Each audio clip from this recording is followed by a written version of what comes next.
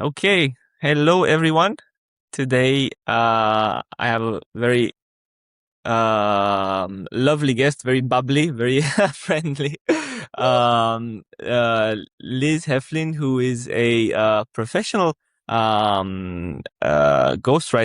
She's helped uh, many business authors complete their books. And she also teaches copywriting. She has a community of freelancers where she coaches writing, among other things. And very recently, Liz, you were telling me you opened your new press. So you actually help people from end to end, not just ghostwriting, but actually publishing too. Is that right? Yeah, that's right. Yeah, like I said, it's a very new venture, but I've been doing it piecemeal for many years now and realized, wait a minute, I just need to package this all up together. So yeah, it's really nice to not have to just hand somebody a manuscript and say, best of luck. Now I get to walk the whole path with them if they so choose, which is exciting. Nice, nice. It's a very natural evolution. Sounds like. Um, Happy to hear. So we're going to speak about ghostwriting for business books. I have a few questions that I'm also interested in because I'm also writing my own book. uh, yeah, right. So, um, when and in which situations should someone consider working with a ghostwriter, right? If someone has a book idea and they want to get it across the finish line, when does it make sense to work with someone for the writing part? Yeah, it's a great question. And there's kind of groups of people who it makes the most sense to work with a ghostwriter. So obviously first bucket, pretty obvious, are the people who are just time strapped. You know, that tends to be your executives, your founders, people who just don't have the bandwidth and the time to do it themselves. So that's like a really kind of no-brainer box to check. But then there's also people who they have a really important story to tell and it matters deeply to them and they want to make sure that it gets out into the world in the most professional, polished way possible. And that can be a really good time to collaborate with a ghostwriter because when you work with a ghostwriter, you're not just getting somebody to put words on the page often. You can find ghostwriters who approach it that way, but more often than not, it's very much a collaboration, and it's you get somebody to bounce ideas off of and to help kind of shape and polish and hone the narrative arc and what the story should be and what your goals are on the back end and all of these different pieces. So if you really if you don't feel personally equipped to write a story, if you don't think you're going to do your story justice, then sometimes a collaboration just makes a lot of sense. Yeah, yeah. Actually, for the book I am writing, which will be about book marketing, kind of meta um, narrative. Um, a friend who has been writing a self-help book for, I don't even know, maybe 5 years, maybe more, um, told me that, just right away told me, work with a ghostwriter because writing is a skill and you don't, it doesn't make sense to spend time learning how to write. So, and I really appreciated that. That felt like a good insight from someone who's actually taken the time to develop also their writing skills because they've been doing it for so long. Yeah. Yeah, no, absolutely. And a ghostwriter too, gosh, is very much an accountability partner as well.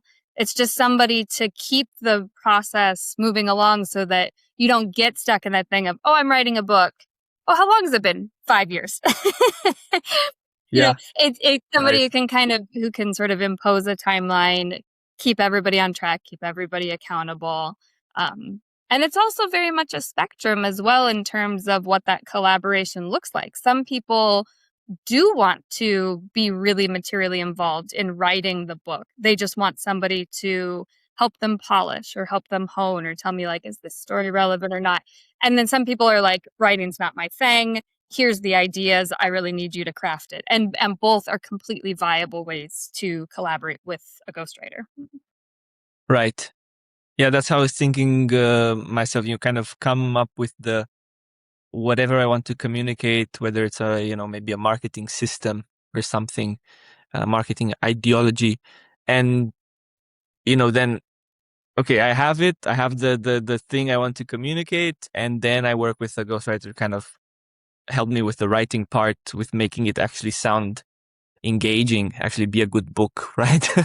Yeah. uh, Yeah, exactly. And like I was saying, it's a spectrum, but often they do also help you with that ideation phase where you're like, okay, here's my proprietary framework that I use with my client, my coaching clients, or whatever, fill in the blank. And then they can help you layer on the storytelling that really makes it hit home, or how you would organize it, the narrative arc that your story is going to have that's going to make it feel resonant and impactful. So, like I said, you're kind of getting a lot of different aspects and a lot of different help when you engage in that kind of a collaboration. yeah, yeah. Okay. Kind of related to this, I guess a common question would be how much time will I still need to spend on the book if I hire a ghostwriter, right? So what does that involvement look like from your experience?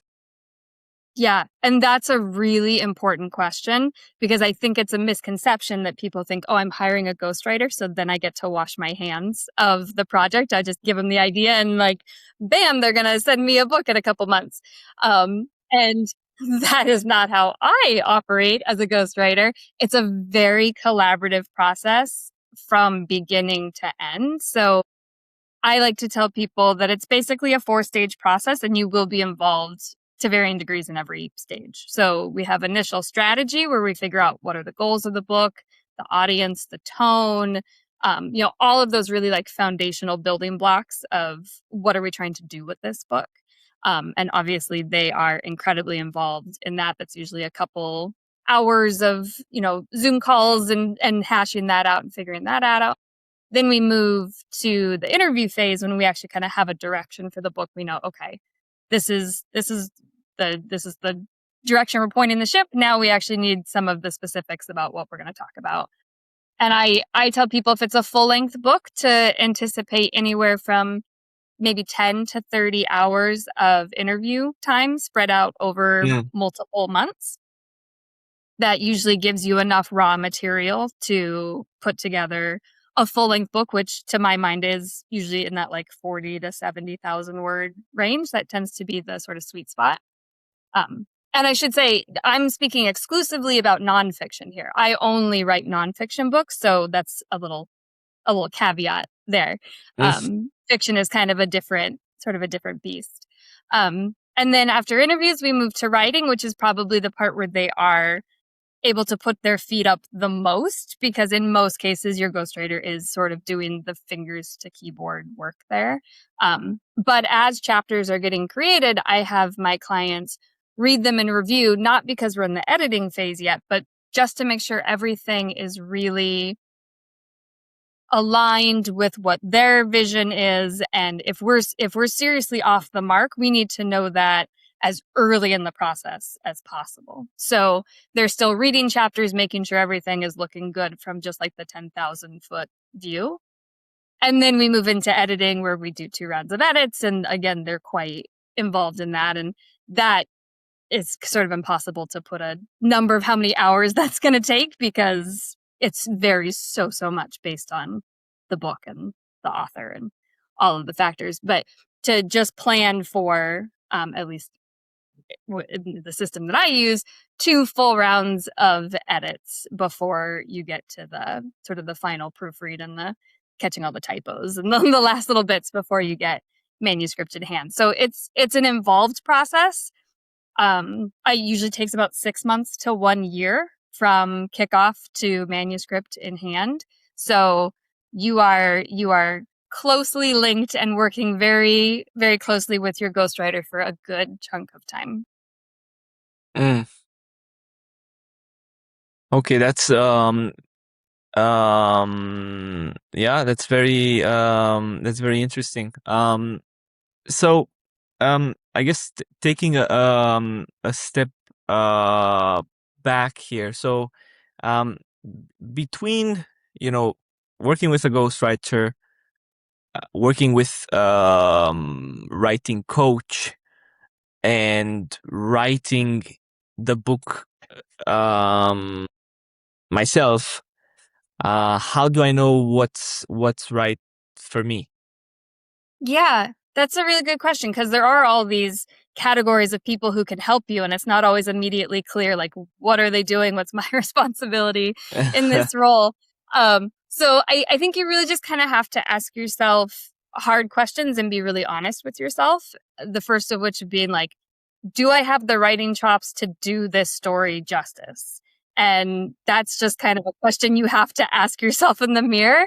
And some people very much do, but maybe they don't have the time. Some people look at themselves in the mirror and say, you know what? No, I don't think that I do. Maybe it's time to get outside help. So if you're on the spectrum of, no, I don't think I can do my story justice, then it makes a lot of sense to have a ghostwriter in your corner. Just because it's going to be too difficult to try and make what you create into something that is of a caliber that you want it to be. If you are really comfortable with the writing aspect, but you just feel maybe a little unclear on the ideas, or you want help with more of the, organization piece, like maybe you feel comfortable crafting the language, but you feel less comfortable with story or some of the strategy around what the book should be doing or who you should be talking to, those kinds of things. That's where a book coach can be really, really helpful. Also, again, if you're looking for an accountability partner, that can be the person to be like, you said you're going to get me chapters. Where are the chapters? And that Right. can be very, very helpful. Um, and then if you have the time and the skill, then gosh, by all means, go forth, write the book yourself. There's so much value and so much learning that comes from doing the actual writing. There's always extra insight that comes from that process. So, especially if it's a topic that you know so deeply as to be writing a book on it. So there is something kind of magical about that process of writing if you have it in your time and you have it in your skill set to do the writing yourself. But that's just not the case for everybody. I mean, there are also people who are good at writing but hate it. Ah. Right? Like that happens too. And so that's another hard question you have to ask yourself, where you're like, I know I can do it, but am I gonna just sit there and loathe and detest every minute of it? Well, okay, then maybe it's time to reach out and have a third party enter the equation. So it really comes down to sort of some of those types of questions. Right. Um, well, the way it sounds to me, everyone should be working with at least a writing coach, if not a ghostwriter, because it's a skill. You don't, you can be born with an inclination, a talent, but chances are Yeah. you don't have it, the skill, unless you've dedicated time to develop it, right? Well, and also, I just totally lost my train of thought. What was I going to say? No, I was going to say nobody writes a book in isolation. Honestly, everybody. You could be the best writer in the world. Everybody benefits from talking through their ideas and having a sounding board. So that doesn't mean it has to be as formalized as working with a ghostwriter or a book coach. But having people in your corner, colleagues or family members or trusted advisors who you can talk about those ideas with, share chapters, get feedback, get honest feedback, that's part of the book writing process for everybody, and that's true of the most famous published authors you could possibly think of, and people who are not household names. So Mm. writing it's an interesting thing because it feels like it happens so much in isolation, but it's really quite a community based endeavor. Yeah, right. And then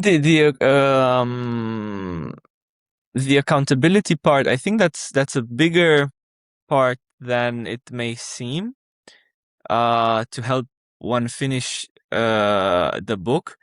Um, Not just because you have an external, um, because you could have a friend tell you, you know, where's the chapter, right? But the actual payment you make, the financial commitment, actually puts pressure on you. So, um, it's it's effective. Sounds effective because Yeah. any regular person could tell you write the chapter, right? But you're actually so you're paying something if you don't write it. You have this pressure. Yeah. And the way that I craft books with most of my clients, they are, like I said, I exclusively write nonfiction, and they tend to be business books that are aimed at recouping that ROI, right? Like you want to see that return on the investment that you make in the ghostwriter and the project. So they tend to be people who are like, okay, I run this, I'm a coach, say, and they're looking to land really high ticket clients using the authority and trust of the book to help lead to that. They're looking to get onto stages and deliver keynote speeches to various places. A book can open some of those doors. There's a million and one ways that you can kind of monetize a book, and book sales is really oddly, counterintuitively, the tiniest little slice of that puzzle. You're usually seeing the returns on the offer that's actually being built and promoted on the back end of the book. Mm, yeah, for sure. For business books, I mean the book sales are, like you say, the more insignificant Yeah. source of revenue. People often too, will just take them to events that they attend, and they'll just hand out copies because, Yeah. like you said, like the value is not in the $20 you're going to get, cover list price from the book. It's in the connections you're going to make and the trust you're going to build in the authority that comes from being a published author, which is just kind of still this, there's just not many things in the business world to match the optics of being a published author and the kinds of doors that can open for you. Yeah. Yeah. Then maybe the last question, Liz, that I think is very popular, so I want to just make sure I cover it.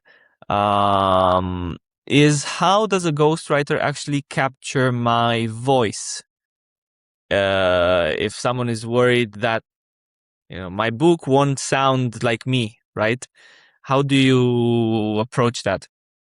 Yeah, absolutely. And it's such a valid concern, right? You don't want to put something out into the world that just 100% doesn't sound like you. It's not gonna work.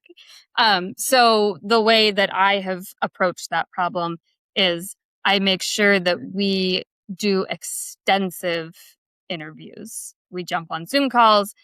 I usually do them in 2-hour blocks once a week, and we meet for anywhere from 2 to 4 months for just for Mm, the interview phase.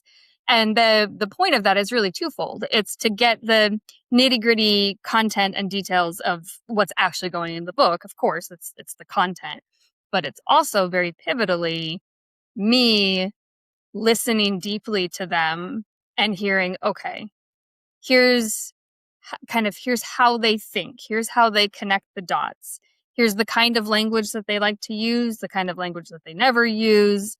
And it's kind of, my brain's always sort of doing double duty when we have those interviews. I'm gathering the factual information, but I'm also getting an approximation of them through that process. And also we're saying that it's not always going to be 100% right the first time. It's just, as deeply as you listen, as empathetically as you listen, as much as you meet, you're never going to 100% nail it the first time. Nobody can. And it's disingenuous to say that you're going to. But that's what the editing phase is for. That's where the author can come in and say, hey, this part, like this, I would never say it like this for whatever reason. You go, great, let's change it. And that's where that collaboration comes in. And then I'd say sort of the third piece of it too is that you're not looking to 100% replicate what they sound like on a call. You're looking to represent them on the page in a way that puts them in the best light that still feels within their realm. So it's sort of you trying to put their best version forward. So there's going to be an extra level of polish then, unless the book is very consciously, casual and chatty or something. Yes. But in most cases, it's going to be sort of this really nice, refined, polished version of them. And you also do, of course, talk about that in the foundational strategy piece. What kind of a tone are we looking to strike? Is there any sort of language you avoid, or things, ways that you think about things that would be helpful for me to know? And you talk about all those things and establish that, and then just refine through the editing process until it's right. Great. Well, this has been very informative. Thanks a lot, Liz. Right. So if people would like to get in touch with you, where should they reach out? Yeah, LinkedIn is always a great place to reach me. You can find me there. You can also always email me, liz@lizheflin.com. Pretty simple. Either of those, and you should be able to get in touch with me. Good. Thanks again, Liz. Thank you.